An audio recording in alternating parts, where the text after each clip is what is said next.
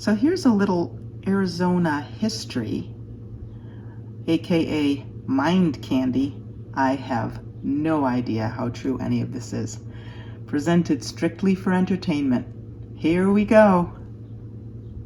So we've got to take a stand, and that's why, that's really why the Patriot Party of Arizona is formed. There's a lot of corruption in this state.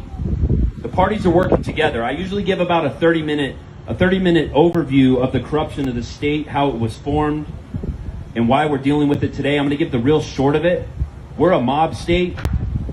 We were formed as a mob state. We continue to be a mob state. And the way that worked out is you had the Meyer Lansky, who was a mob boss back east, back in the 30s and 40s. He sent out Bugsy Siegel out to Vegas and California to open those markets. Well, his number one guy in Arizona was Kemper Marley. Kemper Marley's number one guy was Jim Hensley. Well, Jim Hensley had a daughter. Her name was Cindy.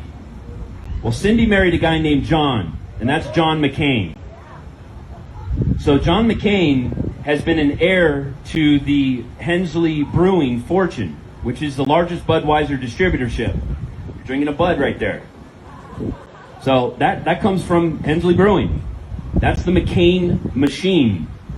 That's where they've gotten all the money, the power, and the influence, and they built that over about 30, 40 years. Well, another guy, you might know his name. His first name's Doug. His last name's Roscoe. Doug Roscoe. He's from Ohio. Now, the Roscoe family in Ohio, they're a crime family. So they're another mob family. The Roscoe family, they're organized crime family. You can go look it up. When he was 5 years old, Doug, his mom remarried, and he took his adopted dad's last name of Ducey. So Doug Ducey, his real last name is Roscoe. And his family is a crime family from Ohio. Now, he came out to Arizona State University to go to college, and they immediately plugged him into Hensley Brewing as an intern.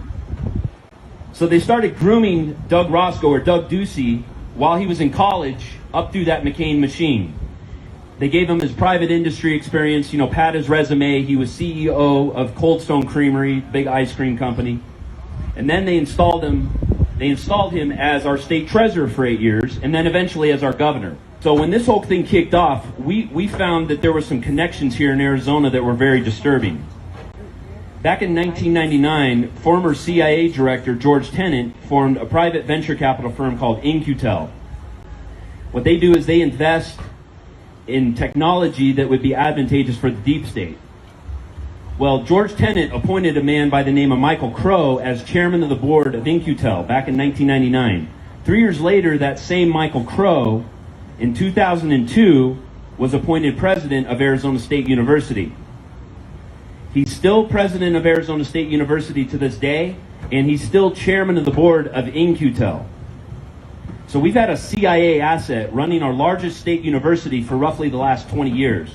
And what they're doing is they're using our state universities, University of Arizona, Arizona State University, and Northern Arizona University, as incubators for this deep state tech. So has anyone heard of a nonprofit called TGen? Anybody heard of TGen? So what TGen is, they were formed back in 2002.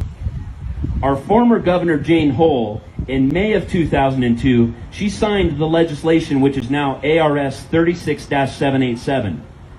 That's the legislation that gives our current governor his unconstitutional, in my estimation, unlawful power as it relates to a health emergency. And they've been keeping us under this state of emergency using that legislation. She signed that in May of 2002. A couple months later, Jane Hull, former Governor Jane Hull, along with many other wealthy and influential Arizonans, formed this nonprofit called TGen, Transdenominational Research. They were primarily formed to test and trace coronavirus. This was in 2002. So almost 20 years ago, this nonprofit was formed here in Arizona. Now, the number one benefactor of TGen is an organization called City of Hope.